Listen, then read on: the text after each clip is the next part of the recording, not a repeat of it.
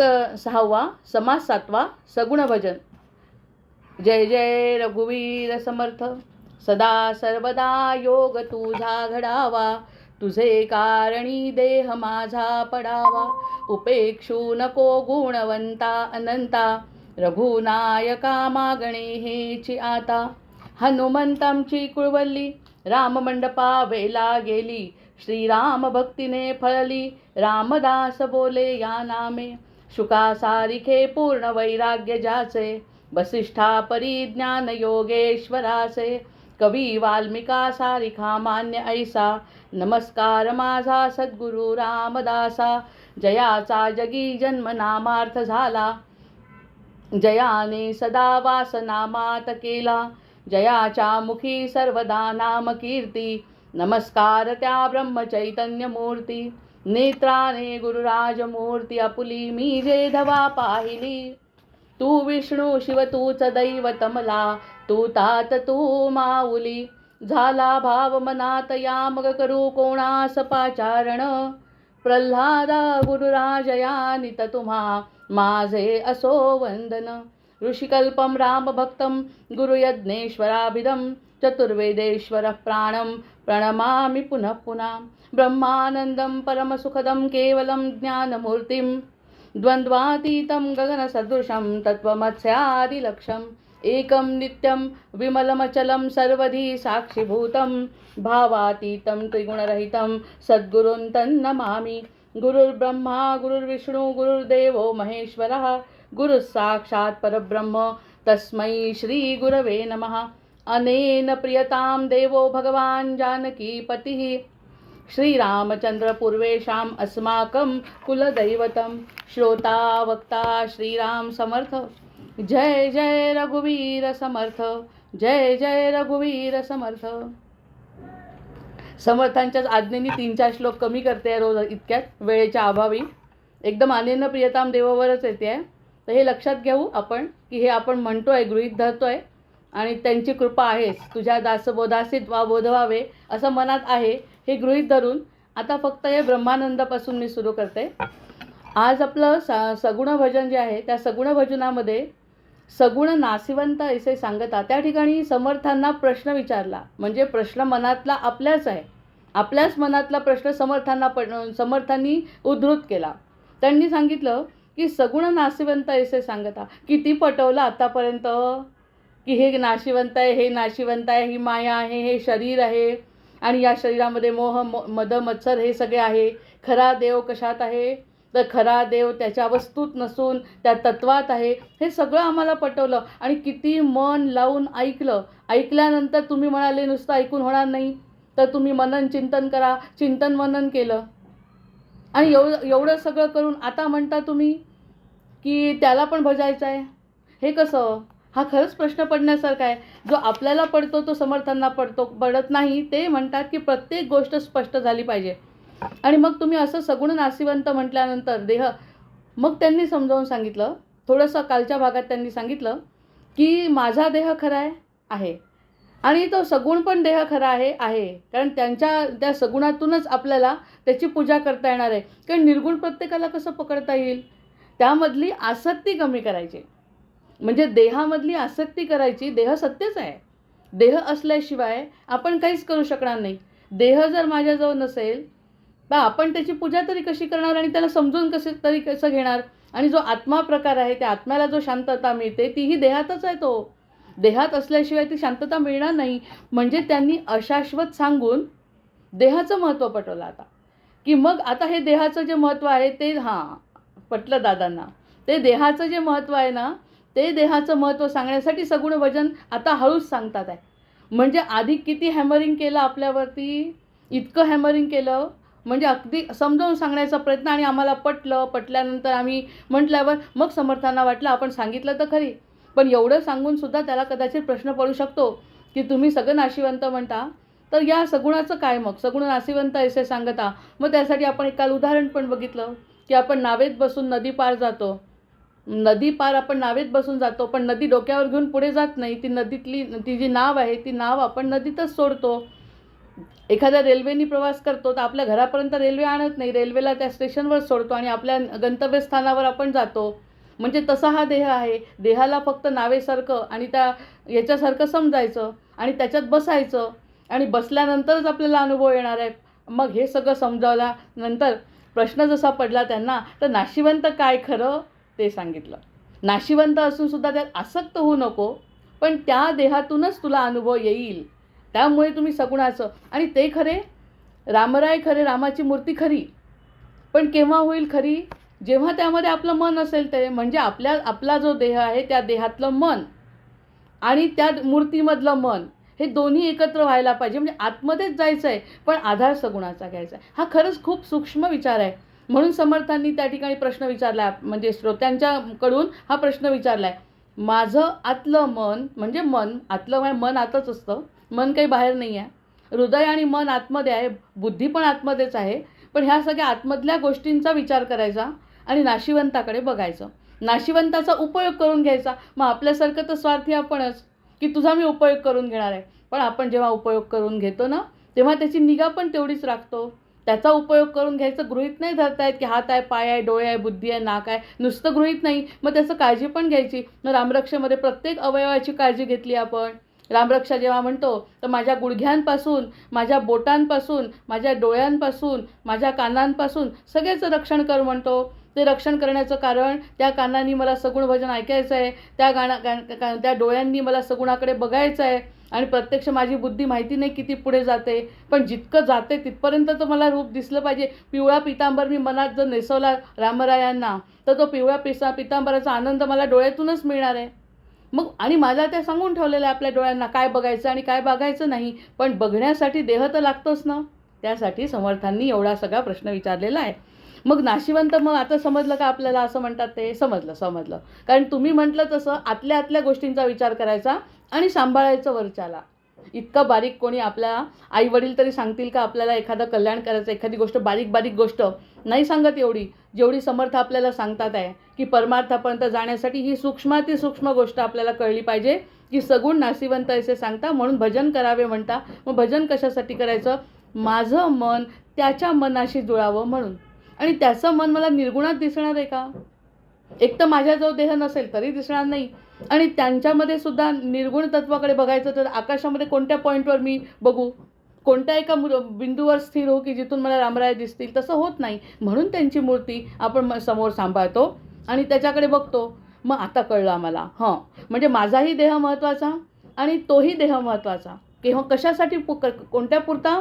जोपर्यंत आत्म्याचं परमात्म्याशी मिलन होत नाही, जोपर्यंत आत्म्याला परमात्मा समजू लागत नाही, तोपर्यंत आपण सगुणाचा आधार घ्यायलाच पाहिजे. म्हणजे आता म्हणजे समर्थ जसे कट्टर आहेत पूजेसाठी, ते कळायला लागलं आता. सुरुवातीला फार सांगितलं त्यांनी समजावून, की अशी पूजा नाही, त्या पूजेला काय अर्थ आहे, असं तसं. पण सगुणाच्या पूजेकडे वळवताना त्यांनी असं स्पष्ट सांगितलं आता, की माझा देह खरा आणि तुझाही देह खरा आणि त्या देहाशी संबंधित मी आता माझं मन अर्पण करणार आहे. माझ्या देहातून मिळालेलं मला मन, ते माझं मन तुझ्या त्या सगुणातल्या रूपाकडे अर्पण करणार आहे. आता स्पष्ट झालं असेल. म्हणजे भजन करत असताना देहातून, म्हणजे मुखांनी जेव्हा भजन करीन तेव्हा रामरायाचं देहाच्या आधाराने रामरायाच्या मनापर्यंत पोहोचण्याचा प्रयत्न. आता त्याच्यातला बारीक सूक्ष्म घटक आपल्याला कळलेला आहे. स्वामींचे भिडेना बोलविना, एरवी ते काहीच मानेना, साध्यची झाली या साधना का प्रवर्तावे. तुम्ही सांगितलं परमात्मा आहे आणि आत्मा आणि परमात्मा एकच आहे. आत्मा आणि परमात्मा एक आहे. आम्ही परमात्म्याचे अंश आहोत. हे किती सांगितलं महाराजांनी, किती समजावून सांगितलं त्या दिवशी प्रल्हाद महाराजांनी समोर बसून, की समजलं का आता परमात्मा आणि आत्मा एकच आहे. मग आता असं असताना मग आता हे सगळं साध्य झालं. आता परमात्मा म्हणजेच आत्मा, आत्मा म्हणजे परमात्मा, मला कळलं. पण ते म्हणजे अनुभवासाठी देहाची आवश्यकता आहे. जय जय रघुवीर समर्थ. ते अनुभव जर घ्यायचा असेल तर मृत झालेला व्यक्ती अनुभव घेऊ शकेल का? म्हणजे ते शव झालं, त्यातून आत्मा निघून गेल्यावर तो हा देह अनुभव घेऊ शकणार नाही. आणि देह आहे आणि आत्म्याला कळलं नाही तरी घेऊ शकणार नाही. म्हणून त्यांनी 5 प्रश्न विचारले सगुण भजनामध्ये. आणि मग आता झाली या साधन आपलं साधन म्हणजे नुसतं ज्ञान मिळालं. बरं, नुसतं ज्ञान मिळालं आत्म्याचं परमात्मा आणि आत्मा एक, फक्त ज्ञान दिलं त्यांनी. ते आम्हाला अगदी घोकून पाठ केलं 3 दिवस. आणि 3 दिवसानंतर पटल्यानंतर म्हणतात की आम्हाला साध्य झालं. ते म्हणतात साध्य नाही झालं, तुम्हाला नुसतं समजलं, हा महत्त्वाचा फरक आहे. ज्ञान झालं म्हणजे समजलं तुम्हाला, बरोबर. आता कळलं, आता क्लिअर झालंय ना. आवाज येतो मनीषाताई, मनीषाताई आवाज बंद करा. ते म्हणतात ज्ञान झालं ते ज्ञान आणि अनुभव. आपण अनुभवाच्या गोष्टी करायच्या आहेत ना, मग अनुभव घेण्यासाठी आता ते याच्यासाठी पुढचं सांगतोय. ते फक्त ज्ञान होतं. आता मला या डॉक्टरकडे जायचं आहे आणि या डॉक्टरकडे जायचं आहे, या रोगाचा हा डॉक्टर आहे. ज्ञान झालं. मग ज्ञान झालं म्हणजे हा या ठिकाणी राहतो, म्हणजे त्याची पूर्ण मला हिस्ट्री कळली की तो इथे असतो, त्याच्याकडे सगळे रोग बरे होतात, सगळं कळलं मला. गेलीच नाही तर. आणि जाण्यासाठी मग मला रिक्षा लागते, हे सगळं लागतं, सगळं करून ते डॉक्टरकडे जाणार आपण आणि मग त्याचा अनुभव घेणार. मग तसं झालं, ज्ञान झालं. आत्मा आणि परमात्मा एकच आहे. अनुभवासाठी देहाची गरज आहे. अनुभवासाठी देहाची म्हणून ते किती दंड बैठका काढून त्याचं शरीर कसं केलं होतं कसदार त्यांनी. बलोपासना, हनुमंतरायांची उपासना करताना ती किती छान गोष्ट आहे की हनुमंताची उपासना त्यांनी कडक उपास करून केली. एका व्यक्तीने कडक उपासना केली, इतकी कडक की अगदी आपल्या मनाला जे वाटतं तेच करतो आपण, नाही तरी तसंही. ज्ञान मिळवायचं, चांगली उपासना केली, सगुणाची उपासना केली, सत्वगुणात उपासना केली की मला हनुमंतराय प्रसन्न व्हावे म्हणून काही खाल्लं नाही, पिल्लं नाही. जसं त्या वाल्मिकींनी केलं तसं केलं यांनी. आणि जेव्हा खरंच प्रत्यक्ष हनुमंतराय प्रसन्न झाले, त्यांनी आशीर्वाद दिला, बोला काय पाहिजे. तर ते म्हणाले मला असं असं पाहिजे, मला रामरायाची भेट वगैरे पाहिजे. ते सगळं ठीक आहे, पण तुझ्या अंगात शरीरात ताकदच तर नाही राहिली आता. इतके तू कडक उपास केले की तुला उभं राहायची ताकद नाही. आणि काय तो आनंद घेणार आहे जीवनाचा. आणि माझ्याजवळ तर फक्त बल आहे, माझ्याजवळ बल आणि भक्ती आहे. त्यामुळे बल माझ्याकडे मागायचं असेल तर तुझं शरीर घेण्यासाठी तयार तर पाहिजे. म्हणजे ज्ञान घेण्यासाठी जशी बुद्धी तयार पाहिजे, तसं माझं हे जे आशीर्वाद घ्यायचं असेल तर तुझं शरीर असतं नाही आता तुझ्याजवळ. इतका तू बारीक होऊन गेला, कोणत्या क्षणी जाशील सांगता येत नाही. अशी उपासना आम्ही अपेक्षितच नाही म्हणतात. म्हणजे बलासाठी. बरं, बल जर तुम्हाला निर्माण, जसं वाल्मिकींनी रामायण लिहिलं, त्यामुळे त्यांच्या बुद्धीचं काम होतं. ते आपल्या बाळवळात जाऊन बसले. प्रत्येकाचं वेगळं आहे ना, प्रत्येकाचं वेगळं आहे. मग तुला बलाची उपासना करायची आहे, तू मला मागतोय, हनुमंताला मागतोय काहीतरी तू. हनुमंत प्रसन्न झाल्यावर हनुमंत देणार काय, त्याचं बलच. त्यामुळे देह नसेल तर काय उपयोग आहे. मग ही जे उदाहरण देताना सांगितलं, असा देहाचा उपयोग आहे. हा देहाचा फक्त उपयोग करून घ्यायचा, म्हणजे आपण खरंच थोडंसं स्वार्थी व्हायचं. ह्याला वापरून घ्यायचं आणि वापरून घेतल्यानंतर त्याला सांगायचं तुझ्यामध्ये मी आसक्त नाही, मला तुझ्याद्वारे माझ्या रामरायापर्यंत पोहोचायचं आहे. आणि माझ्या रामरायाचं मन मला अजून समजलं नाही, रामरायांचं मन मला समजलं नाही, म्हणून त्यांच्या देहाची उपासना मी करतो. आणि एकदा देहाची उपासना करता करता समर्थ बरोबर आपल्याला पुढे नेतात. देहाची उपासना करता करता कसं होईल ते पुढचं ते बघतील. त्यांना समजावून सांगायचं, हे या देहातून त्या देहाकडे बघणं आवश्यक आहे. देह नसेल तर या सगळ्या गोष्टी होणार नाही. मला असं वाटतं आता हे अगदी स्पष्ट झालं असेल. म्हणजे मनातल्या शंका अशा होत्या की मी इतकं शिकवल्यानंतर, त्याचा अभ्यास केल्यानंतर त्याच्यापेक्षा वेगळं सांगितलं तर त्रास होणार आहे ना. मग तो त्रास गृहीत धरून त्यांनी हे 4 प्रश्न महत्त्वाचे विचारले. ऐसे श्रोत्याचे बोलणे, शब्द बोलिले निर्बुजलेपणे, त्याचे उत्तर ऐकणे म्हणेस व्यक्ता. या ठिकाणी आपण थांबलो होतो काल. याचं उत्तर आता मी तुम्हाला सांगतो. प्रश्न अतिशय महत्त्वाचे आणि त्या प्रश्नांवरच खरं म्हणजे आपले 2 दिवस गेले. त्यांचं सगुण भजनाच्या प्रस्तावना आणि त्यांचे प्रश्न यावरच खरं म्हणजे आपले 2 दिवस गेले की ज्याकडून त्यांची भूमिका स्पष्ट व्हायला पाहिजे. आता गुरुचे वचन प्रतिपाळणे, आता ते सांगतात आहे. आजचा जो भाग आहे, गुरुचे वचन प्रतिपाळणे. गुरुनी जे वचन सांगितलं आहे ना, जे दिलं आहे ना, ते पाळायचं. याचं कारण आता तुमच्या मनाला पटलं की नाही की आपल्याला काहीतरी म्हणजे चांगलं मिळणार आहे, सोन्याचा गोळा आहे, पुढे भगवंताची भेटसुद्धा होऊ शकते किंवा आणखी काय, त्याच्याबद्दल बोलणार आहे पुढे समर्थ की तुला जर कळलं आहे ना तर माझं वचन पाळावं लागेल. आता थोडीशी जबरदस्ती आहे एक प्रकारची. आता या ठिकाणी समज वगैरे ज्ञान झालं त्याच्याबद्दल नाही. तू प्रश्न असा विचारला ना की देह आणि याच्यामध्ये फरक काय आहे. मी जे सांगितलं ते तुला प्रश्न पडले, आता ऐक. मी जे सांगतो ते ऐकणं. मी त्याच्या अमृतकणामध्ये तेच लिहिलं की गुरुवचन ऐकणं, आपल्या समोर येणं, गुरूंची वचनं आपल्या समोर येणं हे भाग्य आहे. आणि गुरूंची वचनं आपल्याला पटणं हे आपलं सद्भाग्य आहे. आणि गुरुची वचनं पटून तो अनुभव घेणं हे सौभाग्य आहे, परमभाग्य आहे. आणि हा भाग्योदय आहे. आणि भाग्योदयासाठी अतिशय सुंदर भागवतातला श्लोक आहे. आणि ते भाग्य आहे असं समजायला काही हरकत नाही. भाग्योदयेन बहुजन्म समर्जितेन सत्संगम च लभते परुषो यदा वै अज्ञान हेतु कृतमोह मदांधकार नाशम विधायही तदोदयते विवेकः. हे आपल्या याच्यामध्ये म्हटलं आहे भागवतातलं वाक्य अचानक समोर आलं. भाग्योदय म्हणजे काय? तर भाग्योदयेनं बहुजन्म समर्जितेनं, इतक्या बहुजन्माचं पुण्य, इतक्या जन्माचं म्हणजे अनेक जन्मामध्ये संचित झालेलं पुण्याचा भाग्योदय होतो, तेव्हा कुठे सत्संग आपल्या हातात पडतो. हे हे श्रीमद भागवतातलं वाक्य आज नेमकं समोर आलं. म्हणजे हा भाग्योदय आहे आपला खरा, म्हणजे की ज्या ठिकाणी मग त्यांनी काय सांगितलं आज आपल्याला, की गुरुचं वचन प्रतिपाळणं. मग आता तू बाकीच्या सगळ्या गोष्टींकडे लक्षच देऊ नको, कोणत्याच गोष्टींकडे लक्ष देऊ नको, फक्त मी सांगतो तेवढं ऐक आणि पाळणं हे मुख्य परमार्थाचं लक्षण आहे. हे सगळ्यात पहिलं म्हणजे त्या ठिकाणी बुद्धी लावायची नाही, कोणत्याही प्रकारचं मध्ये त्याला विरोध करायचा नाही. त्यांनी सांगितलं तसं एकदा करायला सुरुवात तर कर, आणि हे परमार्थाचं लक्षण आहे. आणि वचनभंग करिता विलक्षण सहजेची झाले. वचनभंग नाही करायचा. आम्ही जे सांगितलं ना त्याचा वचनभंग नाही करायचा. किती गोड वाक्य आहे श्रीमद भागवतातलं, की असा वचनभंग न करता जर तू माझं वचन ऐकलं तर तुला असं करायला पाहिजे. परमार्थाचं हे पहिलं लक्षण आहे. म्हणजे जे मगाचे प्रश्न होते त्या प्रश्नांचे उत्तर देण्यासाठी आधी त्यांनी सांगितलं की बुद्धी स्थिर कर, मती स्थिर कर, आणि मी जे सांगतो किंवा सद्गुरू जे सांगतात ते वचन तू पाळ, म्हणून या आज्ञेसी वंदावे. म्हणजे आता बघा थोडे स्ट्रिक्ट वाटायला लागले समर्थांची भाषा या ठिकाणी थोडेसे कडक झालेत. किती वेळ समजवायचं, किती समजवायचं, त्याला काही सीमा. प्रश्न मला समजले तुझ्या मनात आता काय पडले, आता या प्रश्नांना थोडं बाजूला ठेव, कारण तुझ्या मनातल्या प्रश्नांना उत्तरं मी देणार आहे. कशाला, तुला अनुभवच देतो ना, नुसते उत्तरं देत नाही, तुला अनुभवच देतो सरळ. पण त्याच्यासाठी काय करावं लागणार आहे, एक जबरदस्त वाक्य टाकलं आहे त्यांनी, की गुरुचं वचन प्रतिपाळायचं आणि हे परमार्थाचं लक्षण आहे. आणि म्हणून आज्ञेसी वंदावे, म्हणून आज्ञेसी वंदावे. मी आज्ञा करतो आता त्याचं वंदन कर. आता मी जे सांगतो ते आता तू कोणत्याही प्रकारचा विचार न करता तू माझा आता ऐक. जवळ केलं आहे समर्थांनी आता, खरं म्हणजे आता त्यांनी अक्षरशः जवळ केलं आहे आणि सांगितलं आहे की माझे आशीर्वाद आहे आणि तुझ्या सगळ्या प्रश्नांची उत्तरं देतो. तुझे प्रश्न माझ्या लक्षात आहे. त्या प्रश्नांचं उत्तर देण्यापेक्षा ते म्हणतात तुझे प्रश्न मला माहिती आहे कोणते विचारले आहेत ते, कारण हे काही श्रोत्यांनी विचारलेले नाही, हे काही कल्याणाने विचारलेले नाही, हे समर्थांनीच उपस्थित केलेले प्रश्न आहे. त्यामुळे समर्थांचं लक्ष आपल्याकडे अगदी बारीक आहे. त्यामुळे ते म्हणतात तू आता एकच गोष्ट कर की गुरुचं वचन प्रतिपाळ, मुख्य परमार्थाचं हेच लक्षण आहे. वचनभंग करू नको. आणि मग मानून आज्ञेसी वंदावे, म्हणून मी जे आज्ञा करतो ना ते आज्ञा, खरंच ते आज्ञा करतात म्हणजे ते स्वतःला मोठे समजत नाही. हा पुन्हा विचार मनात आला पाहिजे. आज्ञा करतो म्हणजे तुझ्या कल्याणाचाच फक्त हेतू माझ्या मनात आहे.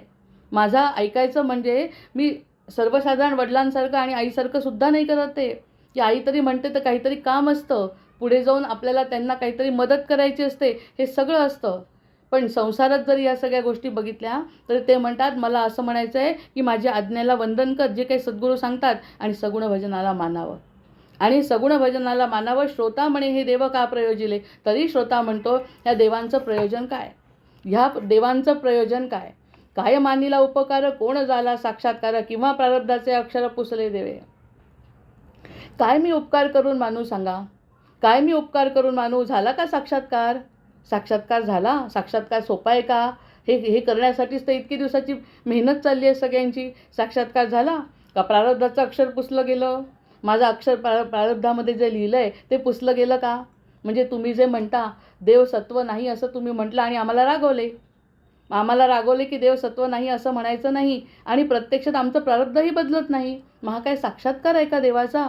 मग देवाचा साक्षात्कार नाही असं म्हणायचं नाही. माझी आज्ञा माना आणि वंदन करा, सगुण भजन करा. होणार हे तो पालटे ना. ते म्हणतात जे आहे ते बदलत नाही. स्पष्ट या ठिकाणी स्पष्ट सांगितलं, जे होणार आहे ते बदलणार नाही. मग कशाला करायचं भजन. जे होणार आहे ते होणार आहे, त्याच्यासाठी मागायचंच नाही. जसं हनुमंतरायांजवळ आपण गेलो आणि बल मागितलं नाही, बलच देऊ शकतात, दुसरं काही देऊ शकत नाही. लक्ष्मीजवळ गेला ती पैसा देऊ शकते पण शांती देऊ नाही शकत. या सगळ्या त्यांच्या मर्यादा पण लक्षात घेतल्या पाहिजे ना. आणि मग ह्या विष्णूजवळ गेलं तर तो बाकीच्या गोष्टी देत नाही. ऐश्वर्य दिलं तरी तो म्हणतो शांती मी देतो, त्यासाठी तुला बाकी सगळं सोडावं लागेल, माझ्या लक्ष्मीलाही सोडावं लागेल. मग अशा सगळ्यांच्या पायऱ्या ठरलेल्या आहेत ना. मग या सगळ्या पायऱ्या ठरत असताना ते म्हणा होणार ते पालटे ना. मी सांगतो यामध्ये आमच्याचकडे आमच्या मठामध्ये मायबाई आहेत आणि महाराज आहेत. महाराज आणि मायबाई. आता मायबाईंचं सुद्धा तेवढेच पात्रता आणि तेवढेच गुरुत्व आहे जेवढं महाराजांचं आहे. पण तिथे सुद्धा जाणारे 2 प्रकारचे लोक आहेत. म्हणजे स्पष्ट सांगतात तिथे की जर तुमचं ऐहिक काम असेल तर माईबाईंजवळ जा, आणि जर तुम्हाला काहीच मागायचं नसेल तर महाराजांजवळ जा. दोघं एकच आहेत. जसं आता लक्ष्मी आणि विष्णू असं म्हटलं तर दोघांमध्ये फरक काहीच नाही आहे. पण तिथे असं बसणारे लोक म्हणतात की जर समजा तुमचं ऐहिक काम असेल, मुलगा होत नाही आणि असं आणि काय पुष्कळ प्रश्न असतात संसारातले, तर संसारातले प्रश्न जर तुमच्या मनात असतील तर मायबाईंना तुम्ही पातळ घ्या किंवा त्यांची उपासना करा, त्यांची आराधना करा आणि त्यांच्या काही जे 21 पारायण असतील, काय असतील, त्यांचं जे ठरलेलं आहे त्या रुटीनप्रमाणे तुम्ही करा. ते हे फळतं म्हणतात आणि प्रारब्ध बदलवतात हे लोक. पण मागण्याचं कुठे हे पण ठरलेलं आहे ना. हे म्हणतात पालटत नाही, कारण परब्रह्माची गोष्ट चालली आहे.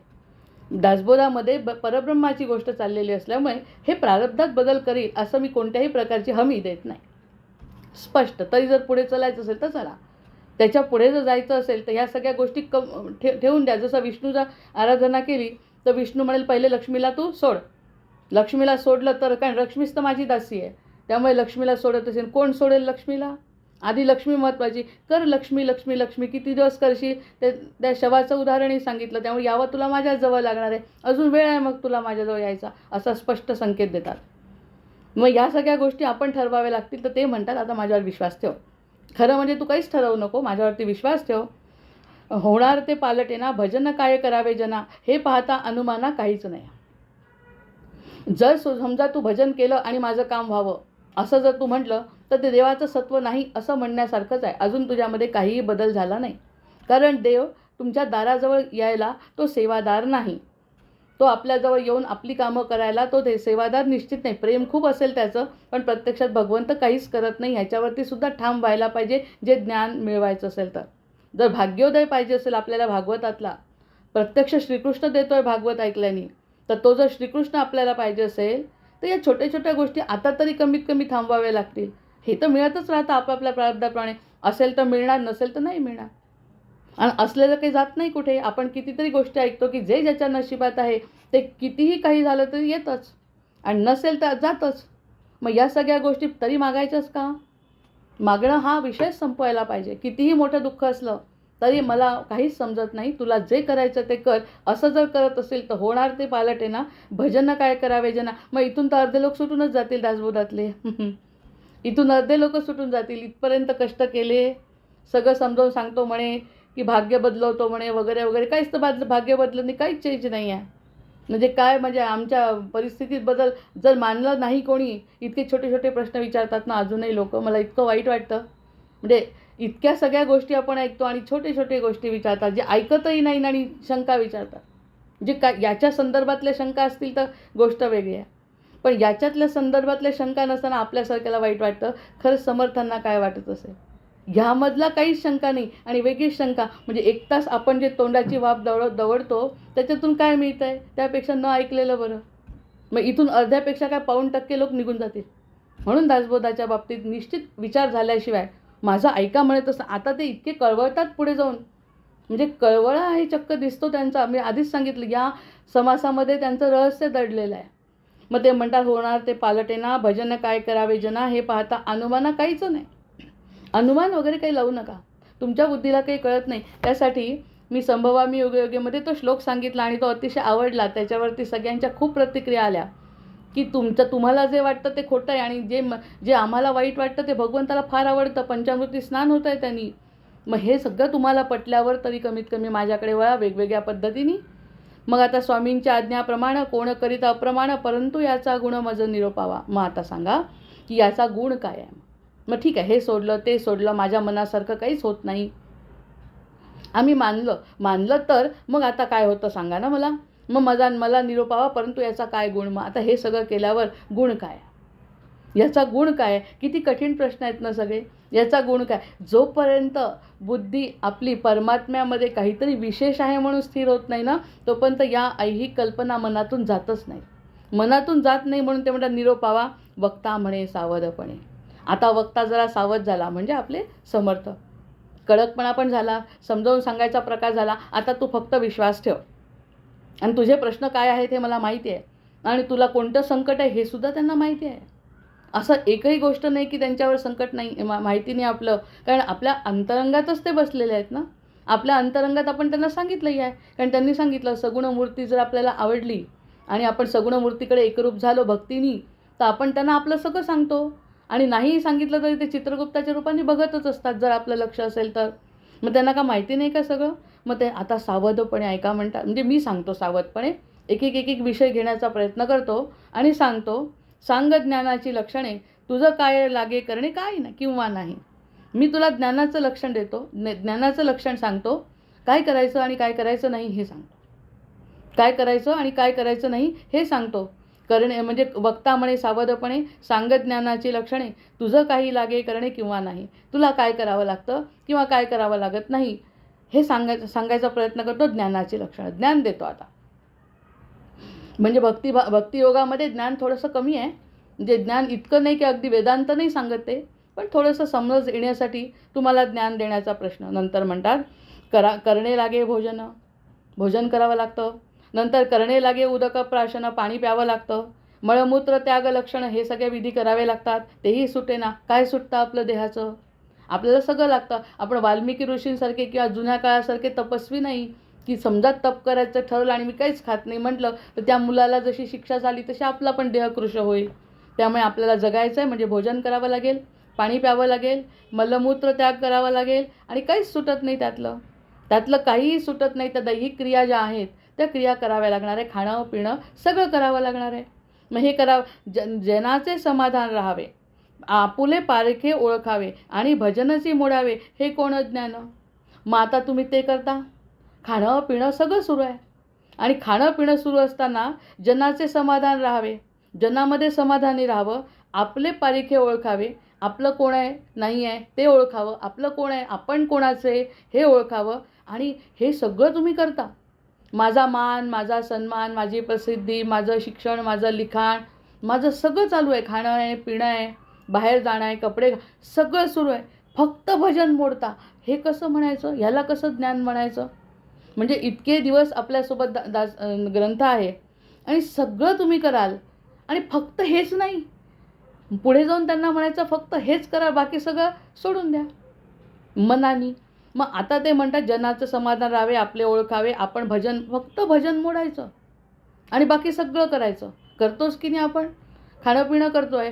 मग हे खाणं पिणं करत असताना भजनही एक आपल्या देहासाठी आवश्यक क्रिया असं का समजत नाही? खरंच समजत नाही आपण. जर ती आवश्यक क्रियेमध्ये धर्म हा सगळ्यात शेवटी ठेवतो. अर्थ काम खूप महत्त्वाचे, मोक्षाचा विचारच नाही आणि धर्म मनातच येत नाही. खरं तर सुरुवातीला धर्म आहे. धर्म अर्थ काम मोक्षाची जर आपण व्याख्या बघायचा प्रयत्न केला तर आधी धर्म, मग अर्थ, मग काम. तर मधले दोनच पकडून ठेवलेत फक्त. म्हणून त्यांनी म्हटलं की आहार निद्रा भय मैथुनांच्या या 4 गोष्टी भय आणि याच्यामध्येच येतात, काम आणि याच्यात. मग ह्याच धरल्या आणि ते सोडून दिलं. अरे याच्यासाठी आमचं जीवन आहे म्हटल्यावर तेवढं सोडत नाही कसं चालेल? निदान तू जे खाणं पिणं करतो ना त्याप्रमाणे भजनालाही तेवढंच महत्त्व दे की जर माझं भजन झालं नाही तर जेवणार नाही. मग इथे तर जेवण झालं पाहिजे, भजन नाही झाले तरी चालेल. मग असं कसं चालेल हा प्रश्न समर्थ विचारतात. सगळं जर तुम्ही करताय ना तर त्यातला एक घटक भजनसुद्धा आहे. 5 मिनटं त्यांनी तर एकदा सांगितलं की निमिष मात्र भजन करा फक्त. आणि त्यातून आवड निर्माण झाली की 2 निमिष, असं करता करता 1 तास, 1 तासानंतर आणखी वाढत जाईल. पण तुम्ही करतच नाही म्हटलं भजन तर कसं चालेल? खाणं पिणं तर चालूच आहे ना तुमचं. मग तितकंही महत्त्व भजनाला नाही, तितकंही महत्त्व त्या सृष्टिकर्त्याला नाही, ज्यांनी आपल्याला जीवन दिलं त्याला तेवढंही महत्त्व नाही. मग तो कसा आपल्याजवळ येईल? म्हणून तेवढं तरी कमीत कमी निदान भजन मोडावे हे कोण ज्ञान? हे कसलं ज्ञान आहे? हे कसं तुम्हाला स्वतःच्या बुद्धीला पटतंय की हेही करायचं नाही, तेही करायचं नाही आणि फक्त आपलं अर्थ आणि काम करायचं? कसं चालेल? ज्ञानविवेके मिथ्या झाले, परंतु अवघे नाही टिकले, तरी मग भजनीची काय केले सांग बापा. तू भजन केलं, वेळ वाया गेला. हां, मानलं. तुझा भजन करावं वाटत नाही कारण तुझं मन रमत नाही, मानलं. पण इकडे समजा तू ज्ञानविवेकाने मिथ्या गेलं की नाही, तू सगळी कामं केली, कष्ट केले. आपण हे तर कितीतरी वेळा बोलतो की मी माझं जीवन यासाठी म्हणजे यासाठी खर्ची केलं, समाजासाठी केलं असेल, कुटुंबासाठी केलं असेल, आणखी कोणासाठी केलं असेल. केलं नाही का? मग ते करत असताना तुला काय मिळालं त्याच्यातून? हा प्रश्न आहे समर्थांचा. आपल्या मनाने विचार केला तर ठीकच आहे, नाही तर त्यांचं तरी ऐका. काय केलं आत्तापर्यंत? 20-25 वर्षापूर्वीचं आठवून बघितलं ना आपल्या हातात काही शिल्लक राहत नाही. नुसत्या आठवणी असतात, त्यातल्याही काही आठवणी विसरून जातो. असं वाटतं आपल्याला आठवतं सगळं, पण प्रत्यक्षात काहीच आठवत नाही. गेलं ना गंगेच्या सोबत वाहत ते, मग त्यातून काय मिळालं शाश्वत तुला? काहीच नाही. मग ते वाया गेलं तर चालतं आणि भजन वाया गेलेलं चालणार नाही. असं कसं चालेल? म्हणजे दोन्हीकडे बॅलन्स कर ना, विवेक कर ना, की ते खाल्लं पिलं आणि ते कुठे राहिलं शिल्लक तुझ्याकडे. सकाळी खाल्लं आणि तुला पुन्हा संध्याकाळी भूक लागली, संध्याकाळी खाल्लं पुन्हा सकाळी भूक लागली, ते सगळं वाया जात आहे. मग तरीसुद्धा तू खातोस ना, मग हेही वाया गेलं समज, पण करत का नाही? अगदी सरळ असा म्हणजे रोकडा प्रश्न आता सरळ समर्थांनी विचारला आहे, की हा विचार खरंच करत नाही आपण, की ह्या सगळ्या गोष्टी आपल्याला अगदी नियमितपणे आपण करतोय असं वाटतं, पण प्रत्यक्षात हा विचार करायला पाहिजे. मग प्रश्नांची उत्तरं माझ्या लक्षात आहे बरं. तुला काय प्रश्न आहे येतो मी हळूहळू त्याच्याकडे. पण आधी माझा तर विचार कर, काय नाही करायचं. त्यांनी काय सांगितलं मगाशी, की तुझं काही लागे करणे किंवा नाही. तुला काय करायचं आहे किंवा नाही यावरती बोलतो आधी. मला प्रश्न लक्षात आहेत असा मी विसरत नाही. अतिशय बुद्धिवान आहे, प्रगल्भ बुद्धी, भगवंताची बुद्धिमत्तां वरिष्ठ समर्थ आहे. सगळी बुद्धी आहे, शाश्वत बुद्धी आहे आणि त्यांना आपल्या जीवाचं कल्याणाची बुद्धी आहे. त्यामुळे शंका घेण्याचं काही कारण नाही. मी प्रश्न विसरलेलो नाही, कारण प्रश्नच मी विचारला आहे. कसा विसरीन? जय जय रघुवीर समर्थ. प्रश्नच मी विचारला आहे तुमच्याकडून. तुम्ही तर काही बोलतच नाही. तुमचं इतकं अज्ञान आहे की तुम्ही प्रश्नच विचारत नाही. आणि प्रश्न विचारत नाही तर मला समजून घ्यावं लागतं ना, की प्रश्न विचारावे लागतात वगैरे. किती किती गोष्टी आहेत त्या समर्थांच्या बाबतीत बोलायच्या. आता तू कसला बोलतो माझ्यासमोर? तुझं जे काही बोलणं आहे ना ते सगळं मला समजलं आहे. बोलायची गरज नाही, मला समजलं आहे. मी विसरलेलो नाही. तू काय करायचं आणि काय नाही हे फक्त मी तुला सांगतो. मग विवेकाने काय कळलं? मग थोडा विचार कर. इतके दिवस 25 वर्ष आयुष्याचे 56 वर्ष 57 वर्ष वाया गेले. काय मिळालं? आणि जे मिळालं तेही मिळवलं. मग त्याच्यासोबत काही वाया गेलंच की नाही थोडंफार आयुष्य तुझं? थोडंसं. समजा 57 वर्ष मिळालं, पण एखादा वर्ष तर काहीतरी नुकसान झालंच असेल ना. तरी नुकसान तुला कसं चालतं संसारातलं? आणि इकडचं वायाच झालं. 5 मिनिटाचं भजन वाया गेलं, माझा वेळ वाया गेला, असं चालणार नाही. असं चालणार नाही. तरी मग भजनेची काय केले सांग बापा. सांग आता काय काय झालं? सर्व समोरासमोर आहे, समोरासमोर संवाद आहे. काय उत्तर देतो आपण आता? एक तर मुळातच ते मोठे आहे, मुळातच ते वंदनीय आहे आणि त्यांनी प्रेमातून प्रश्न विचारतात. आपल्याला काही चिडवत नाही आहे. तू काय केलं आणि तू मूर्ख आहे, तुझं जन असं नाही म्हणत आहे. ते काय केलं सांग, या प्रश्नाचं उत्तर देतो का? म्हणजे विचाराधीन प्रश्न आहे. विचार कर. मग ज्ञान विवेके मिथ्या झाले. ज्ञान आणि विवेकाने जर विचार केला तर तुझ्या लक्षात येईल मी प्रश्न का विचारला. किती हुशार असतील समर्थ. मी तर विचार केला ना तर अगदी अक्षरशः म्हणजे गहिवर्त आहे यांच्या बाबतीत विचार केला तर. ज्ञान विवेके मिथ्या झाले, परंतु अघे नाही टाकले, तरी मग भजनेची काय केले सांग बापा. सांग आता काय उत्तर देतो तर. साहेबासी लोटांगण जावे. साहेबांना लोटांगण घातलं, बायकोपुढे लोटांगण घातलं, नवऱ्यापुढे लोटांगण घातलं, मुलापुढे लोटांगण घातलं, आणखी कोणापुढे लोटांगण घातलं नाही. अगदी मनापासून घातलं. आणि तिकडून लाच बसली तर काय झालं? केलं सहन सगळं. कारण आम्हाला माहितीच नाही की पुढे चांगलं काही आहे. हेच असतं आपलं जीवन, पशुपक्ष्यांसारखं. हेच खायचं, आपण त्याच्यात मन लावायचं आणि त्यांनी आपल्याला उडवून लावायचं.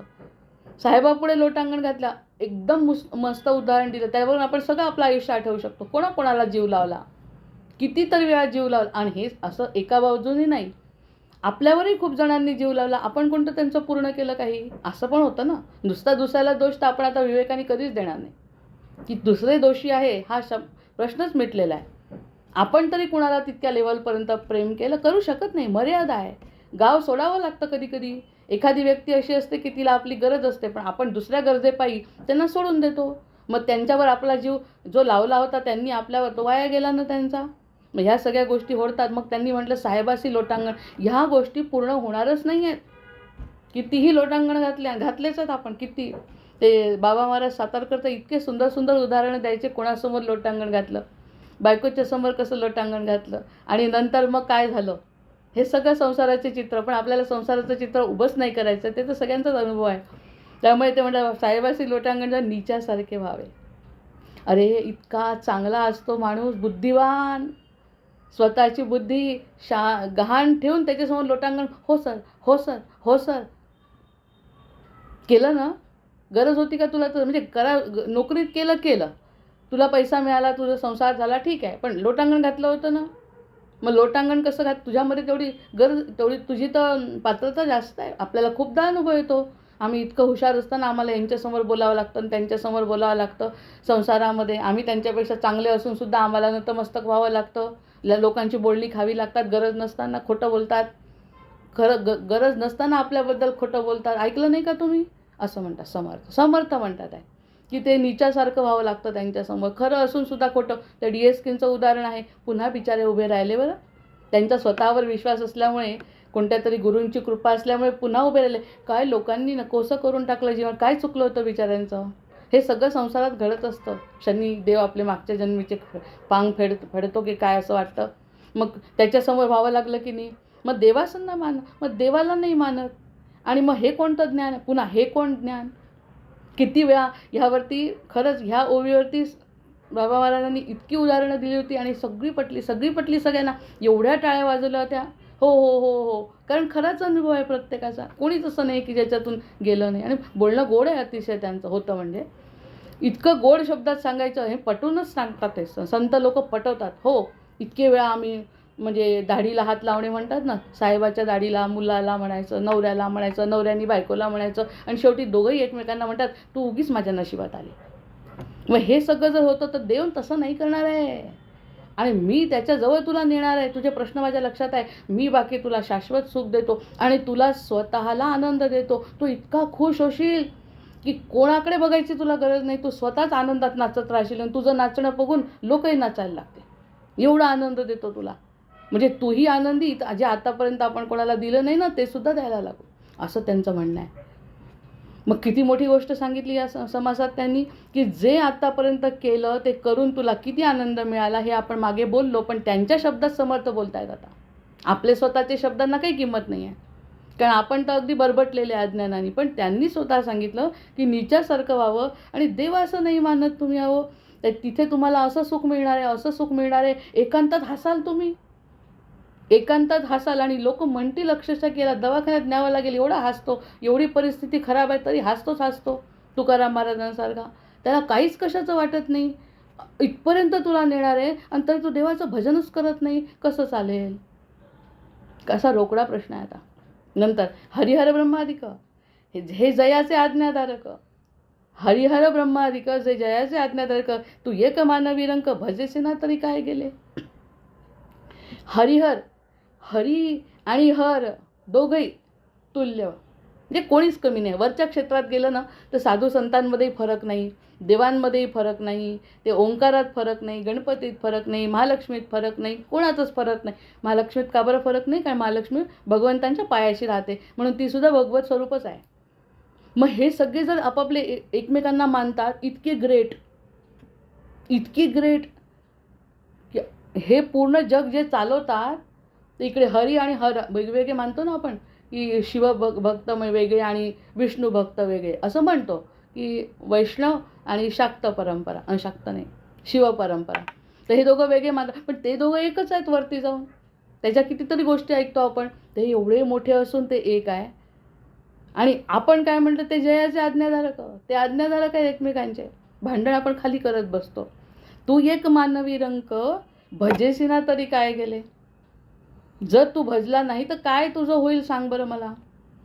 ते सगळे एकाचे एक होतात आणि ते आपल्यासाठी म्हणे. असं जर काही भाग्योदय झाला, श्री भागवतामध्ये सांगितलं आहे, असा जर भाग्योदय झाला आणि एखादा असा भक्त भेटला, त्यांच्या नजरेस पडला, तर वरून पुष्पवृष्टी करतात हे तिघही जण, असं वचन आहे सगळ्यांचं.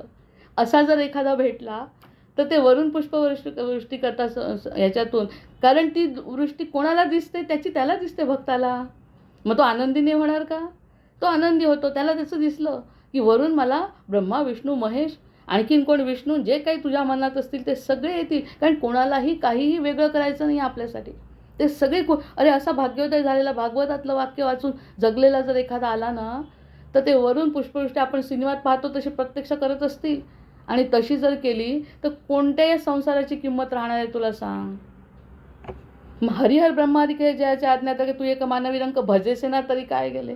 ते तर एकमेकांचे एकच आहे. आता एक अजून दुसरा मुद्दा, ते एकमेकांचे एक आहेत.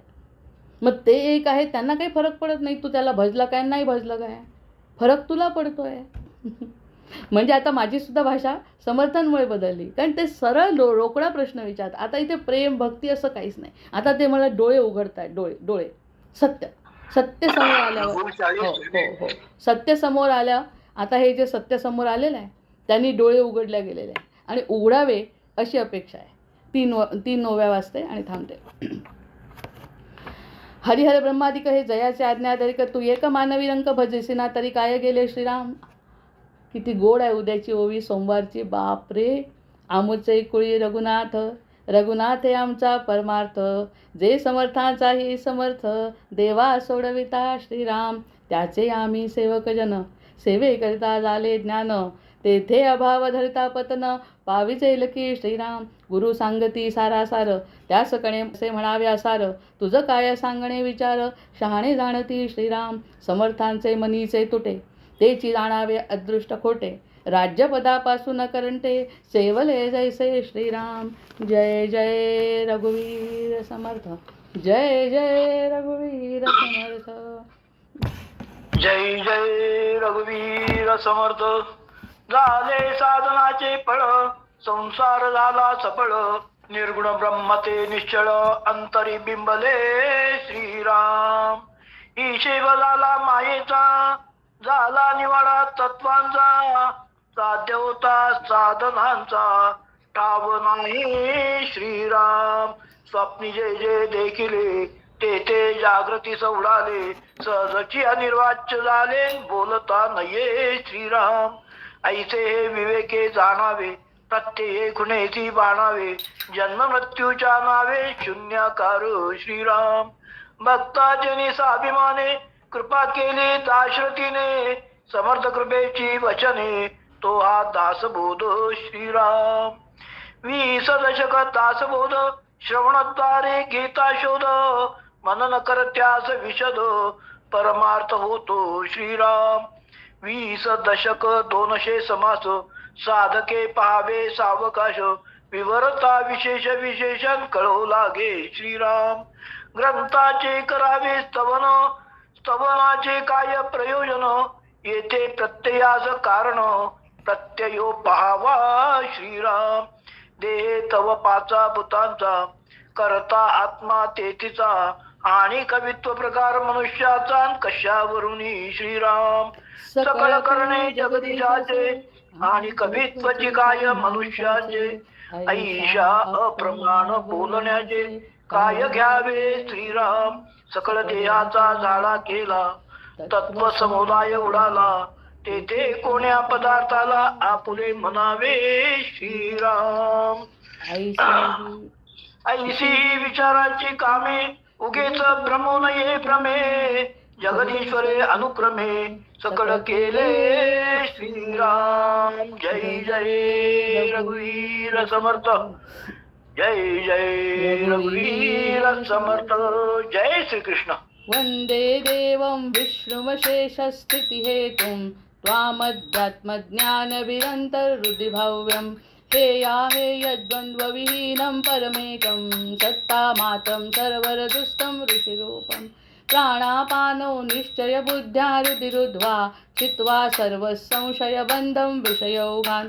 पश्यन्ति संयं गतमोहायतयस्तं, वन्दे रामं रत्नकिरीटं रविभासं. मायातीतं माधवमाद्यं जगदादि, मानातीतं मोहविनाशं मुनिवन्द्यं. योगिद्धेयं योगविधानं परिपूर्णं, वन्दे रामं रञ्जितलोकं रमणीयं. भावाभावप्रत्ययहीनं भवमुख्यै, योगासक्तैरर्चितपादाम्बुजयुग्मं. नित्यं शुद्धं बुद्धिमनन्तं प्रणवाख्यं, वन्दे रामं वीरमशेषासुरधावम्. त्वं मे नाथो नातीतकार्याखिलकारी, मानातीतो माधवरूपोऽखिलधारी. भक्तागम्यो भावितरूपो भवहारी, योगाभ्यासैर्भावितचेतः सहचारी. त्वामद्यन्तं लोकततीनां परमीशं, लोकानां नौलौकिकमानैरुदिगम्यं. भक्तिश्रद्धाभावसमेतैर्भजनीयं, वन्दे रामं सुन्दरमिन्दीवरनीलं. को वा ज्ञातुं त्वामतिमानं गतमानं, मानासक्तो माधवशक्तो मुनिमन्यं. वृन्दारण्ये वन्दितवृन्दाकरवृन्दं, वन्दे रामं भवमुखवन्द्यं सुखकन्दं. नानाशास्त्रैर्वेदकदम्बैर्प्रतिपाद्यं नित्यानन्दं निर्विषयज्ञानमनादिं मत्सेवार्थं मानुषभावं प्रतिपन्नं वन्दे रामं मरकतवर्णं मथुरेशं श्रद्धायुक्तो यः पठति इमं स्तवमाद्यं ब्रह्मं ब्रह्मज्ञानविधानं भुविमर्त्या रामं श्यामं कामिदकामप्रदमीशं ध्यात्वा ध्यात्वा पातकजालैर्विगतः स्यात् सीताकान्तस्मरण जय जय राम महारुद्र हनुमान की जय जय जय रघुवीर समर्थ भर्जन भव बीजाचे अर्जन सुख संपत्तीचे तर्जन यमदूताचे राम गर्जन बोला राम राम राम बोला राम राम राम बोला राम राम राम आवाहनं न जानामि तवार्चन पूजाञ्चैव न जानामि क्षम्यतां परमेश्वर क्षम्यतां परमेश्वर क्षम्यतां परमेश्वर जय जय